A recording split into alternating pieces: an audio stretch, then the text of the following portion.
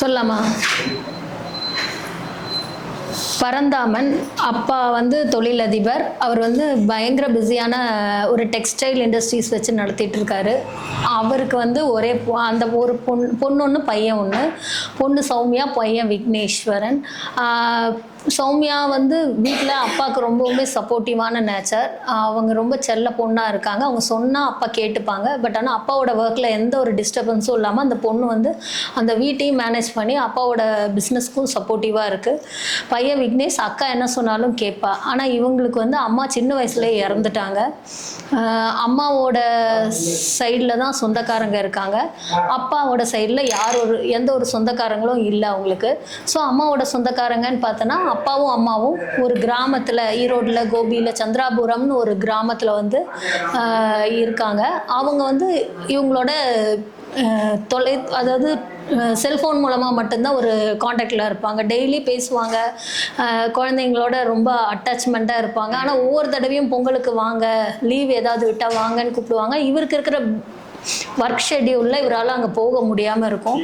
அதனால ரொம்பவுமே வருத்தப்படுவாங்க அவங்க. ஒரு தடவையாவது கொஞ்ச நாள் உங்களோட இருக்கணும்னு நாங்கள் ஆசைப்படுறோம் அப்படின்னு சொல்லிட்டு, நீங்கள் இங்கே வாங்கன்னு கூப்பிட்டா இல்லை, என்னால் கிராமத்தை விட்டுட்டு வர முடியாது, எங்களுக்கு நகரம் வந்து பழக்கம் கிடையாது, ஸோ அதனால் நாங்கள் கிராமத்தில் இருக்கிறது தான் நாங்கள் விரும்புகிறோம், நீங்கள் எங்களோட வந்து கொஞ்ச நாள் தங்கிட்டு போங்க, ஒரு வாரமாவது தங்குங்க அப்படின்னு சொல்லி கூப்பிடுவாங்க. ஆனால் அப்பாவுக்கு இருக்கிற பிஸியில் பொண்ணால் கமிட்மெண்ட் தாத்தா பாட்டி கொடுக்க முடியல, நாங்கள் வரோன்னு சொல்ல முடியல.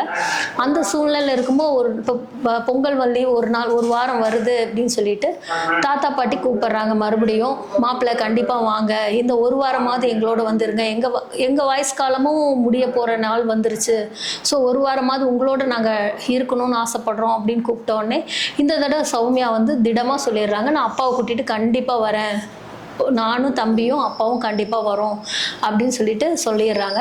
ஸோ தாத்தா பாட்டி வந்து ரொம்பவுமே சந்தோஷம் ஆயிடுறாங்க. அங்கே எல்லாம் ஊரில் இருக்கவங்க கிட்டலாம் சொல்கிறாங்க, இந்த மாதிரி மாப்பிள்ளையும் பேரம்பேத்தியெல்லாம் வரப்போகிறாங்க அப்படின்னு சொல்லிட்டு ரொம்ப சந்தோஷமாக இருக்காங்க. இப்போ சந்திராபுரத்துக்கு இவங்கெல்லாம் பயணிக்கலாம்னு சொல்லிட்டு அப்பா கிட்ட பர்மிஷன் கேட்க சௌமியா போகிறான். அப்பா வந்து ஃபஸ்ட்டு வேலை இருக்கிற சூழ்நிலையில் இப்போ போக முடியாது, இனி கொஞ்ச நாள் கழித்து பார்த்துக்கலான்னு சொல்கிறாரு. ஆனால் மகளோட பிடிவாதத்துக்கு சரி ஓகே நம்ம போகலாம், ஒரு வாரம் நான் ஏதாவது ஒரு வழியில் அந்த ஷெட்யூல்லாம் மாற்றி வச்சுட்டு வரேன் அப்படின்னு சொல்லிட்டு சரின்னு எல்லாரும் ஊருக்கு போக தயாராகிடுறாங்க.